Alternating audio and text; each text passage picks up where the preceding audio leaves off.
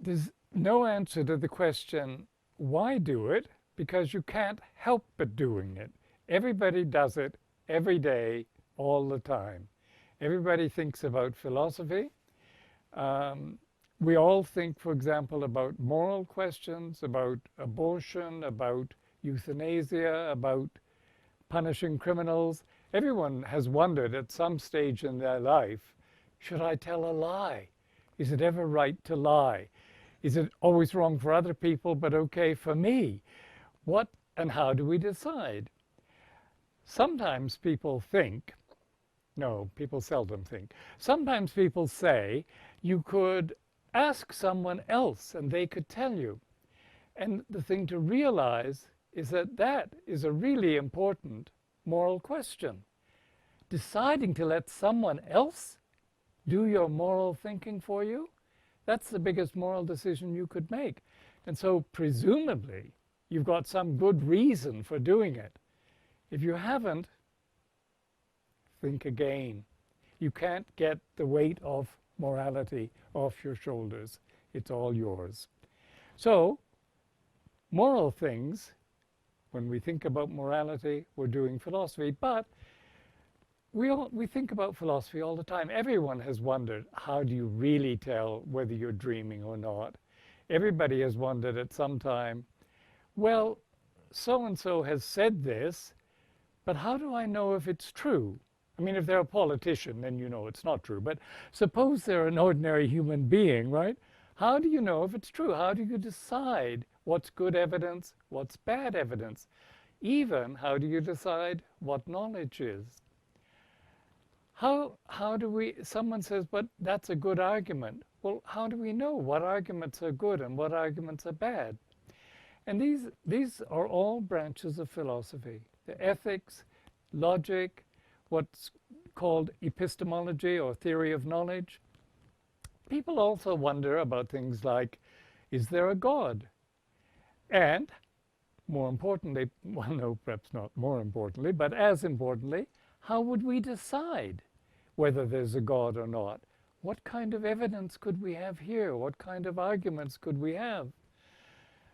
Someone once asked Bertrand Russell, the philosopher who called himself an agnostic, someone who didn't know whether he believed or not.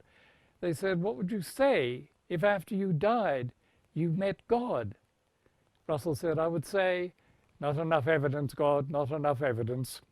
And so we have this question, right? How do you decide these issues?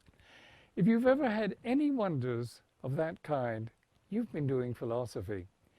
If you haven't ever done philosophy, I'm sorry for you in your vegetable state, but really you can't not do philosophy. Now, what's it good for? Well, of course, it's good for helping you to answer that kind of question or for thinking about it clearly. But there's another kind of more important point. As soon as you ask that question, what's it good for, you're already doing philosophy. Because to say that something's good for something else, then you realize, or you should realize, it's only good if that other thing is good. And so what's that thing good for? Oh, well, if it's only good for something else, then you've got to go, and that can't be an infinite chain. You can't say, yeah, you know, it's good to, I don't know, like people, because, no, that's not. Some things have to be good in themselves if anything is good for anything. And maybe, just maybe, philosophy is one of the things that's good in itself, like mathematics or music or drama or art or literature. There are lots of things that are good in themselves. They don't have to be good for anything else. And anyone who thinks that there always has to be a good for answer hasn't thought about what the term good for means.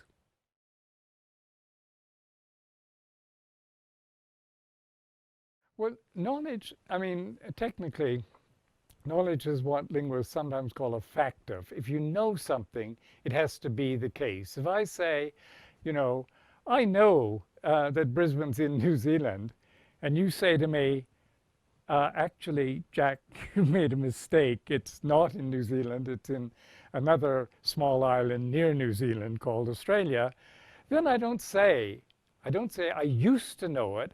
I say, oh, I was wrong, so I didn't know it, right? If it's false, then I don't know it. You can't know what's false. So, of course, you can make, just as I did, false knowledge claims. But when we find out that what we claimed is false, we take back the claim to knowledge. Sometimes, then, we substitute for that a claim about belief. And we can say, oh, well, I used to believe it. We don't say I used to know it. I used to believe it. And this has led some people to think, almost all philosophers actually, that knowing is a kind of jumped up kind of belief, right? It's belief with an extra bit of mojo or something going with it. But back to the question, why is it important? Well, you see, think about this. The notion of something being justified or unjustified is important for us because we are animals that live in the world. We are evolved animals. It's really important for us to know whether that shadow is a panther or the appearance of a panther, right? Jerry Fodor quotes Ogden Nash on the importance of that. Ogden Nash said, if you're called by a panther, don't answer, right? You should just take it easy and not go. And it's important for us evolutionarily to have false positives. It's better to jump at shadows than not to jump away from the non-shadow.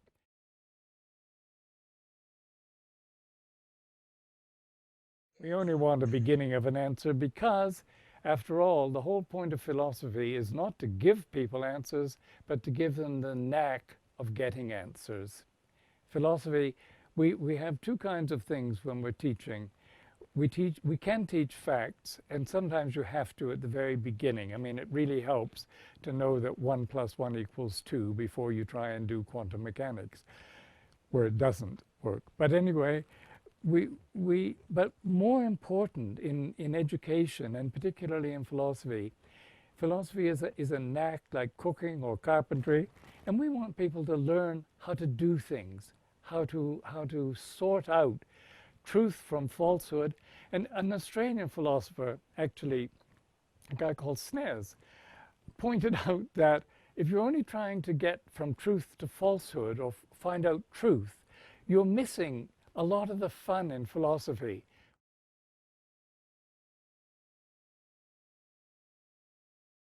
See, it seems to me that a belief is true or false. In fact, that sentence is false and very much running along the side of the abyss of nonsense. Because why? Because there's no such thing as beliefs. We don't have beliefs. If I said, you know, you and I have been talking now for, well, a short length of time. But if I said to you, how many beliefs exactly have you had since we started talking? As soon as the question is asked, you see there's no possible answer to it. I've had 3.7. No, right? I've had pi beliefs. No, you might have had beliefs about pi. No, you haven't. You may have believed things about pi, right? There's not a kind of mental room with a stack of things in it called beliefs, and we go and haul them out one by one. Yeah, believe 2 + 2 is 4. Yeah, believe John Locke lived in the 70s. No, of course there's believing, but there isn't a countable set of things called beliefs. It's a countdown in English, but there's no such things. So, of course we believe things, but when we ask ourselves what we believe, it always comes out as a sentence, right? You have beliefs. Now, some people have pointed out that in a very important way, this isn't true about knowledge. Michael Polanyi, for example, the wonderful Hungarian polymath, had the notion of what he called tacit knowledge, the kind of knowledge you have when you're riding a bicycle. You don't say, oh, I'm going along. I'm going to tilt slightly to the right. Oh, I must correct that by turning the wheel a fraction. And so I'm proceeding, Michael had actually worked this out, in a series of hyperbolic curves. No one says anything like that. Or a simple example. If I lift my hand, then I must know how to do it. That means knowing exactly what muscles to move. I have no idea what muscles are, not that I have muscles, but if I had muscles, I wouldn't know what they were, right? I have tacit knowledge about moving the muscles. I know how to do it. I don't know what they are. So knowledge needn't even be at the conscious level. I might know how to do all kinds of things. I might know. Well, here's another case. That leads on to something different.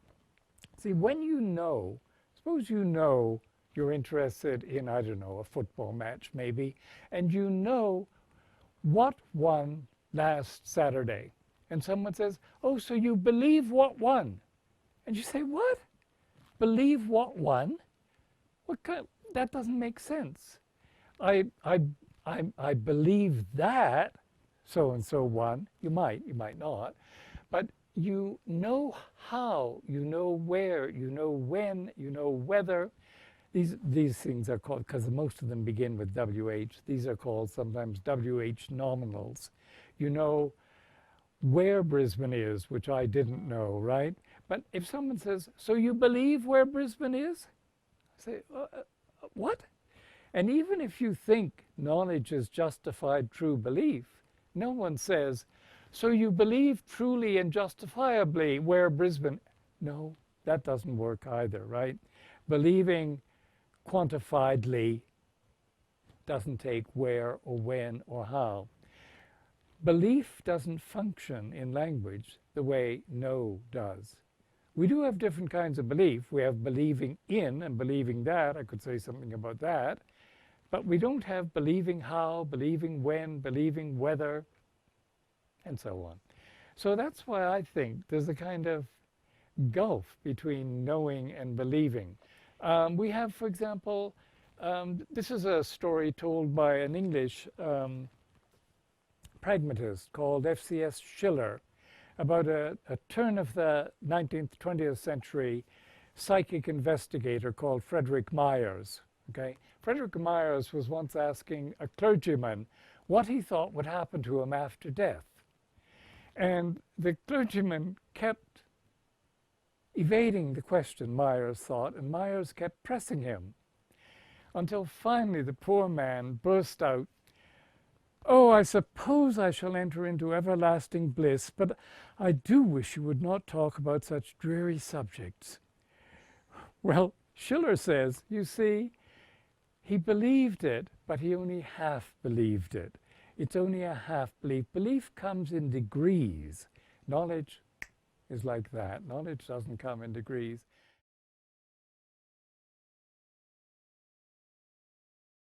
Okay. I can tell you, well, first of all, there's two answers, the official answer and the truth. I'll first of all give you the truth, and then I'll tell you the official answer, okay? The truth is this. When I was a graduate student in Merton College in Oxford, one of my delights was to go up to the second floor of the library where they kept all the older books, the books published before 1700.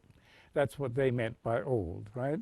I did point out to the librarian once that in the bottom floor, where everyone went, there was a first edition of Locke's essay.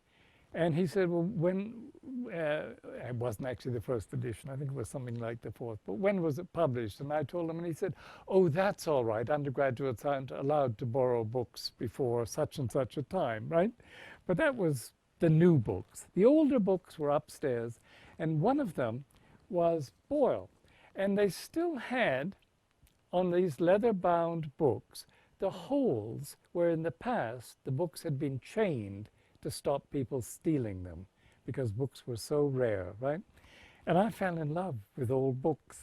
And so I read Bayle's dictionary in this old volume. I read Boyle. I read a number of people.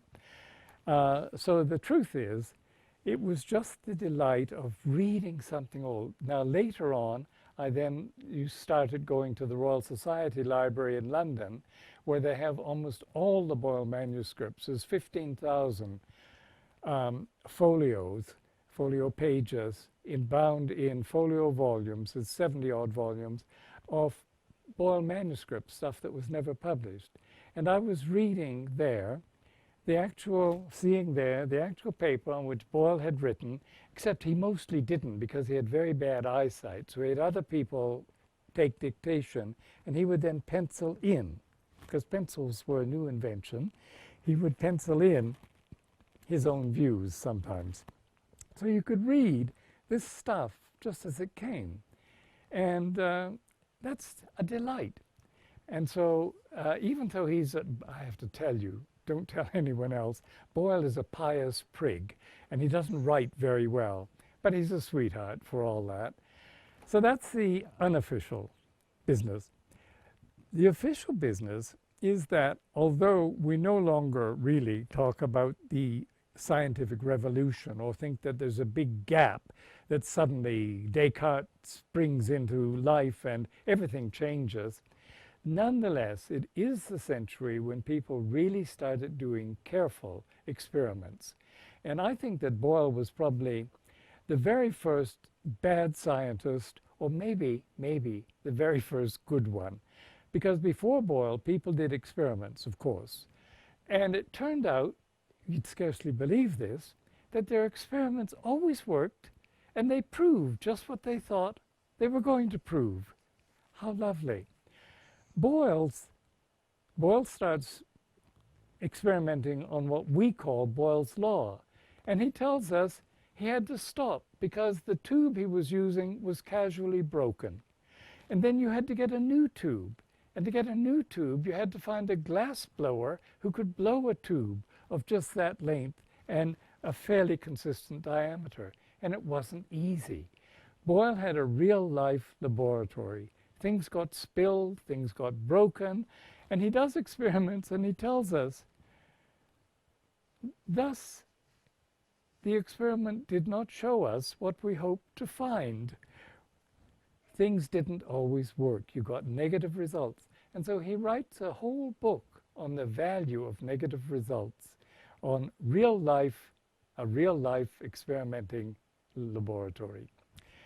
Well, that's pretty impressive. You get someone who's suddenly experimenting and telling you exactly what he did so you can reproduce the experiment, and telling you when it went wrong. Listen, here's another case.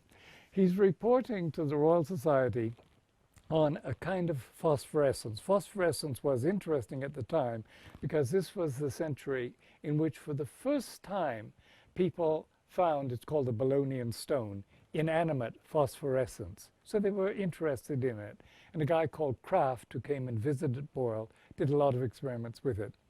One night, Boyle's reporting this to the Royal Society, right? One night, he had been given something, a piece of organic matter that was shining. And he was doing various tests with it to see if he could read by it, to see if putting water on it made it go away, to see if putting wine on it made it go away. And he found that putting some water on it did make it go away, and he was wondering when it would come back, how long it would take. But, he tells the Royal Society, this I was unable to discover, because since I was conducting this experiment in my bedroom, I fell asleep before it was finished. He's totally honest, right? He falls asleep. Yes, that's nice, Boyle, but I mean, real scientists don't say that. Oh, well, he didn't know that real scientists didn't say that. He tells you the truth, right? And so he's a delight to read, and he's interested in he does thousands of experiments, and he reports them all accurately. And even though he has all this interest, he's also interested in philosophy of mind. He's interested in philosophy of religion. He has a whole book on called The Excellency of Theology, in which he's trying to persuade natural philosophers, that is scientists, to do theology.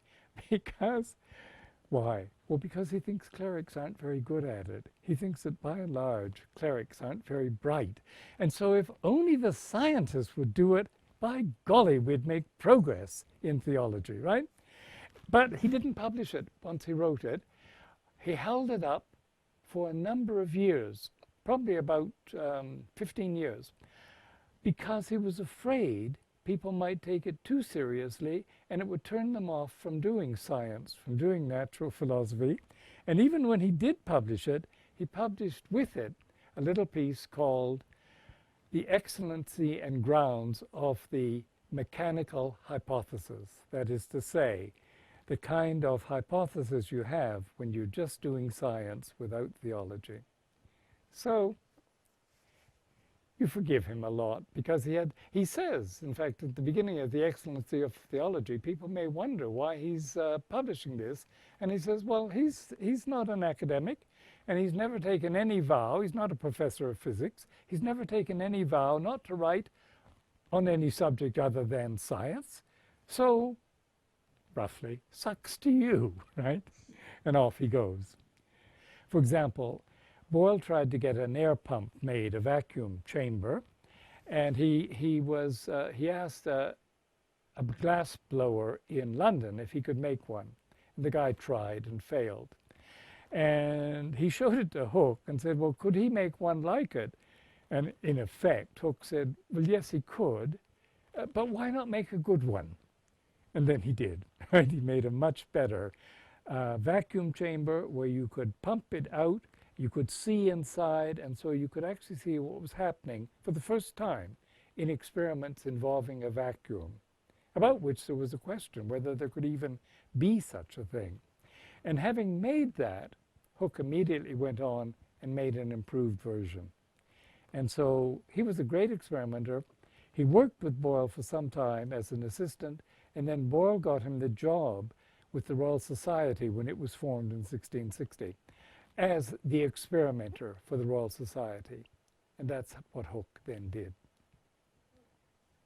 So these are great guys.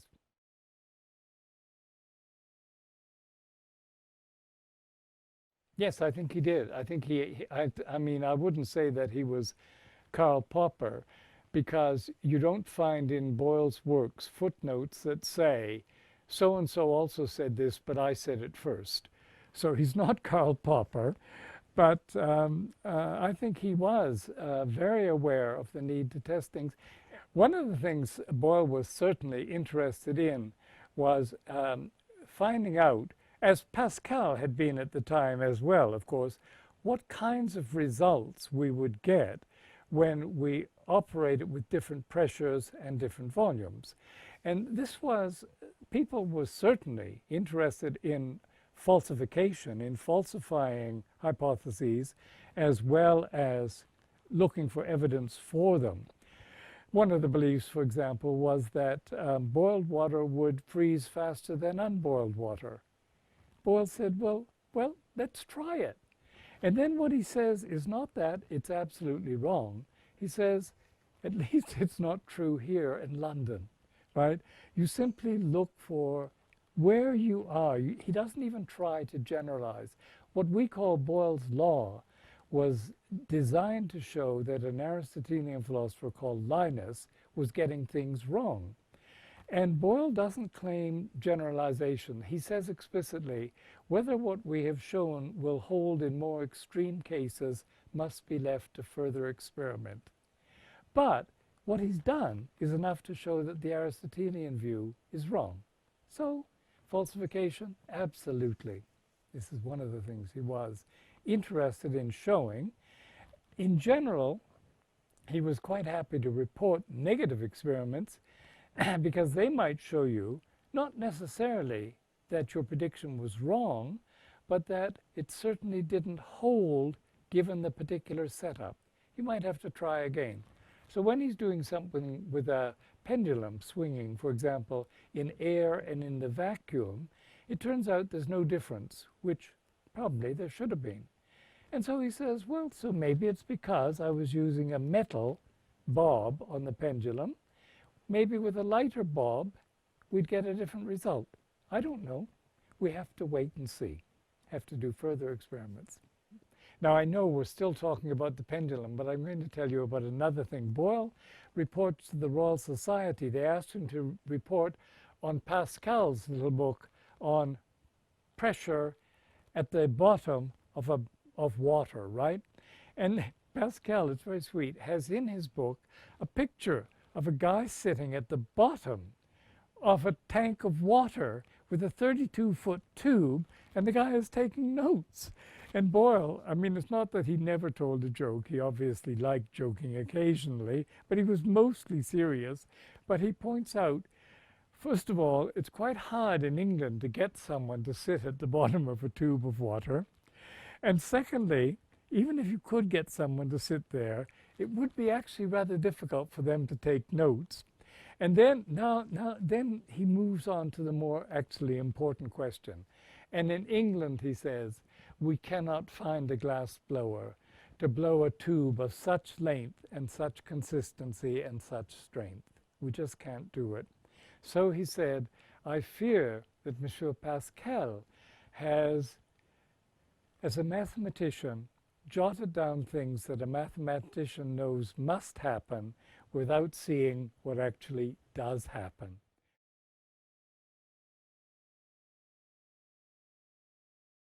Well, first of all, I'll tell you about an aftermath of the story. It's true, I was struck by lightning. And for better or for worse, I survived. And a week or two after this, I got a postcard from my atheist philosopher friend, Tony Flew. Tony Flew was a well-known atheist of the time. His father had been an evangelical preacher, and Tony inherited the fervor but not the faith. So he was one of the few proselytizing atheists I knew at the time. Nowadays there are others, but Tony was more or less alone at the time. He sent me a postcard saying, "Dear Jack, I hope you realize you have ruined my Sundays." He said, "Hitherto it has been my custom of a Sunday afternoon to walk in the park, stopping from time to time to look at the heavens and shake my fist and shout, 'Do your worst!' That harmless pastime is, alas, no longer available to me." Anyway, yes, I was struck by lightning until the elm tree that was struck was killed by the Dutch elm disease. You could still see the scar coming down the tree until it met where I was leaning against the tree and took up on me. I was, of course, burnt all over, and where my clothes were tightest, I was burnt worst. And so I found, not because I was necessarily thinking explicitly about it, but I haven't worn tight trousers since that time. But anyway, here's what happened. I was struck by lightning. I was thrown quite a ways from the tree into a ditch where there was an iron fence, and I banged my head against the fence. And so I came to rather slowly and rather groggily, and it was in fact very psychedelic. I mean, the pain was there, but it was kind of compressed into a ball and surrounded by colors. So I wasn't really feeling it as pain. I was just aware of it as pain. And I looked up, and there was actually a hole in the ground at the base of the tree. It was like something out of a Disney movie after you'd done, you know, the Aldous Huxley psychedelic stuff. Because there was a little animal there, and it was like a Disney character. It was looking at me groggily, as if to say, "What have you done?" And suddenly it shook its head and whizzed back into the hole. And I was lying there. I was paralyzed, but I could move my head slightly. And in fact, the paralysis wore off slowly. It took about 3 hours to wear off, which, of course, let me wonder what would happen if it stopped part way. But anyway, it did wear off. And while I was lying there in this groggy state, my friend, I had a friend with me at the time who'd been leaning against me and was also burnt and knocked out. And she had come to and was screaming, well, of course, in pain. And I wasn't screaming because I had in this dazed state, it seemed to me that I had already dreamt that I had been struck by lightning. And my first thought was, wasn't dreaming it enough? But no, it wasn't. So then I was lying there. The rain was beating down on me. I was looking at it hitting my jeans, which were actually in fragments, and having this kind of Aldous Huxley, have I had too much peyote kind of, experience. And I thought groggily, well, I always think groggily, but anyway, this was groggilier than usual. I thought, there's been humans on the planet for a long time. And there must have been humans in a state not unlike mine. And so our language should have developed to cope with this kind of situation. We should have some way of, oh yeah, help! I screamed for help. The wonderful thing is, it works. Yes, we developed the language that contains the word help, and if you holler it, we were quite near Christchurch, and one of the units of Oxford, and out came these wonderful, wonderful undergraduates. They came out in this pouring rain. They carried us both in. They phoned there's a teaching hospital in Oxford called the Radcliffe. They phoned the Radcliffe. Ambulances came, one each, and they got blankets for us. They looked after us. They were totally wonderful. And this all comes from this word, help. You say it, and people do it. It's great.